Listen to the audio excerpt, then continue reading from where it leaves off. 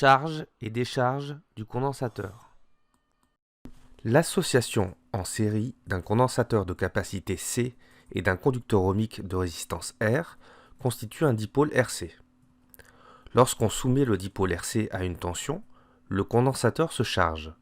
Au bout de quelques instants, la tension UC aux bornes du condensateur est alors égale à la tension aux bornes de la source de tension continue de force électromotrice grand E. Au contraire, lorsqu'on place le dipôle RC dans un circuit électrique ne comportant pas de source de tension, le condensateur, préalablement chargé, se décharge. Comment établir l'équation de la tension aux bornes du condensateur lors de sa charge ou de sa décharge? Pour étudier la charge du condensateur, construisons le circuit suivant. Lorsque l'interrupteur est en position 1, le circuit est équivalent à un circuit dans lequel le condensateur est en série avec un conducteur ohmique de résistance grand R et alimenté par une source de tension continue, considérée comme idéale, de force électromotrice grand E. Utilisons dans un premier temps la loi des mailles abordée en classe de seconde. Elle stipule que dans une maille, la somme des tensions fléchées dans un sens de parcours de la maille est égale à la somme des tensions fléchées dans l'autre sens. Dans notre cas, nous obtenons l'égalité E égale U de R plus U de C. La tension aux bornes du conducteur ohmique est quant à elle proportionnelle à l'intensité du courant qui le traverse selon la loi d'Ohm. UR égale R fois I. Ainsi, l'équation trouvée précédemment devient E égale R fois I plus UC. De plus, l'intensité du courant électrique est liée à la tension aux bornes du condensateur par la relation I égale C fois D de U de C sur D de T. Nous obtenons ainsi l'équation différentielle du premier ordre avec second membre, E égale R fois C fois D de U de C sur D de T plus U de C. Nous pouvons écrire cette équation différentielle sous la forme D de U de C sur D de T, c'est-à-dire la dérivée de la tension aux bornes du condensateur par rapport au temps, est égale à moins 1 sur RC fois U de C plus E sur RC. Comment trouver la solution de l'équation différentielle que nous venons d'obtenir? D'après un théorème de mathématiques, les solutions d'une équation différentielle y' égale AY plus B, où A différent de 0, sont de la forme y égale k fois exponentielle de ax moins b sur a, avec k une constante réelle. Dans notre cas, a égale moins 1 sur rc, et b égale e sur rc. On en déduit moins b sur a égale moins e fois rc sur rc est égal à e. Par identification, on trouve que les solutions de l'équation différentielle sont de la forme u de c égale k fois exponentielle de moins t sur rc plus e, où k est une constante. Pour trouver la constante k, il est nécessaire d'utiliser les conditions initiales. Dans notre cas, initialement, le condensateur est déchargé. La tension à ces bornes est UC égale 0 V. Ainsi, U de C pour t égale à 0 est égal à k fois exponentielle de 0 plus e. Donc, k est égal à moins e. En remplaçant k par sa valeur, nous trouvons U de C égale e fois 1 moins exponentielle de moins t sur rc. Reprenons les circuits précédents pour lesquels le condensateur est chargé complètement. Fermons l'interrupteur en position 2. Le circuit est équivalent à un circuit pour lequel le condensateur est en série avec un conducteur ohmique de résistance R. Utilisons la loi des mailles dans ce circuit. Nous obtenons l'égalité 0 égale U de R plus U de C.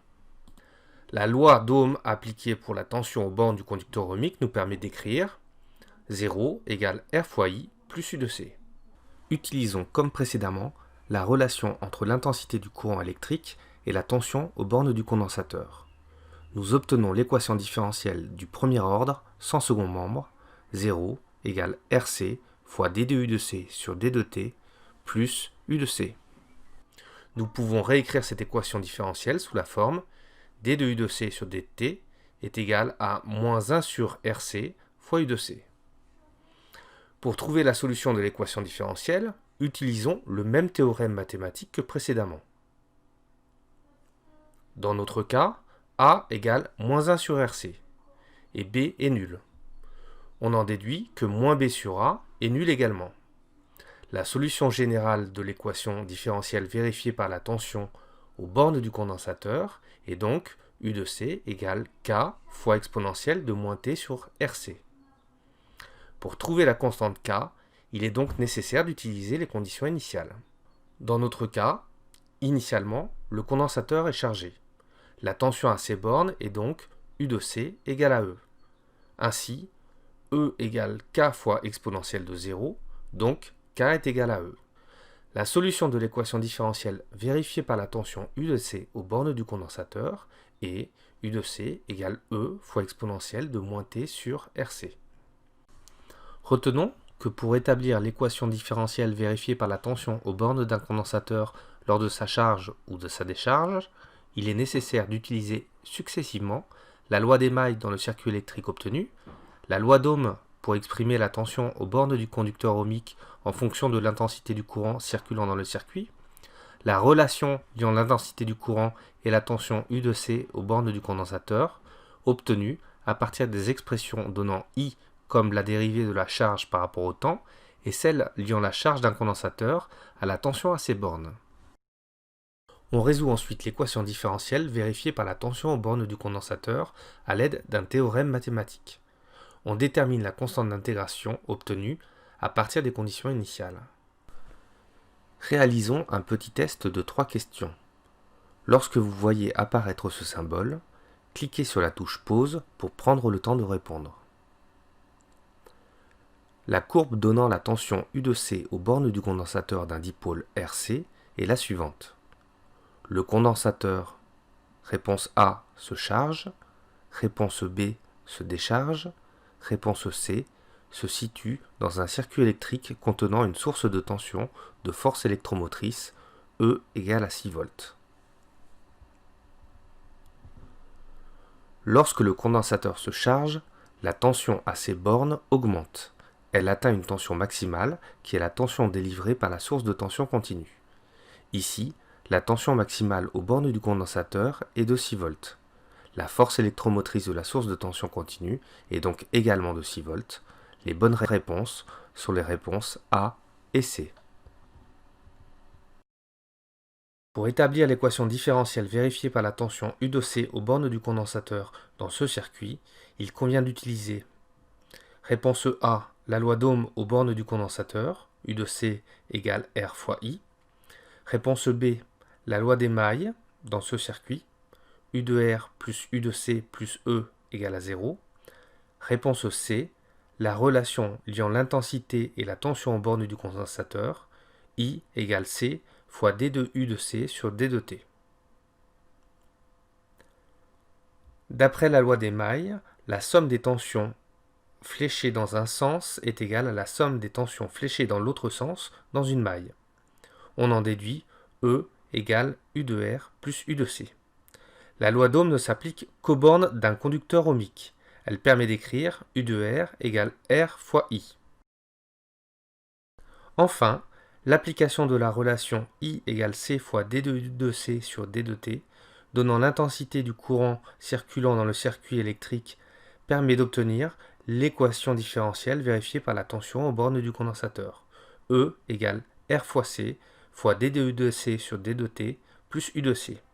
La réponse C constitue donc la proposition correcte. L'équation différentielle vérifiée par la tension aux bornes d'un condensateur est D de U de C sur D de T égale moins 1 sur RC fois U de C. La tension aux bornes du condensateur, réponse A, augmente au cours du temps. Réponse B, a pour équation U de C égale K facteur de 1 moins exponentielle de moins T sur RC, où K est une constante.